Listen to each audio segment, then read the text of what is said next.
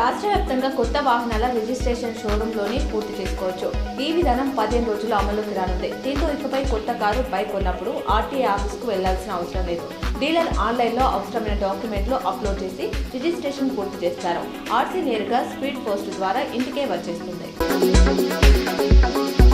వచ్చే విద్యా సంవత్సరం నుంచి ప్రభుత్వ పాఠశాలల విద్యార్థులకు బూట్లు, బెల్టులు ప్రభుత్వం అందజేయనుంది. విద్యాశాఖ ప్రతిపాదనలను సీఎం రేవంత్ రెడ్డి ఆమోదించారు.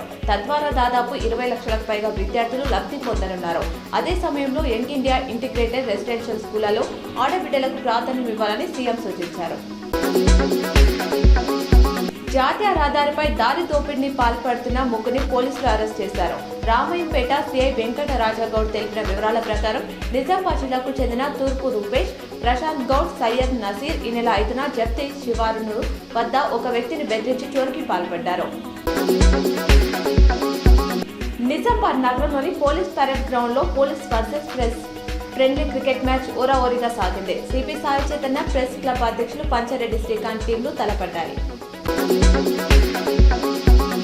హైదరాబాద్ బులియన్ మార్కెట్లో ఇవాళ బంగారం ధరలు పెరగగా వెండి రేట్లు భారీగా తగ్గాయి. 24 క్యారెట్ల 10 గ్రాముల పసిడి ధర ₹710 పెరిగి 1,38,710కి చేరింది. 22 క్యారెట్ల 10 గ్రాముల గోల్డ్ రేటు ₹650 పెరిగి 1,27,150 పలుకుతుంది. అటు కేజీ సిల్వర్ ధర ₹4,000 తగ్గి 2,68,000గా ఉంది.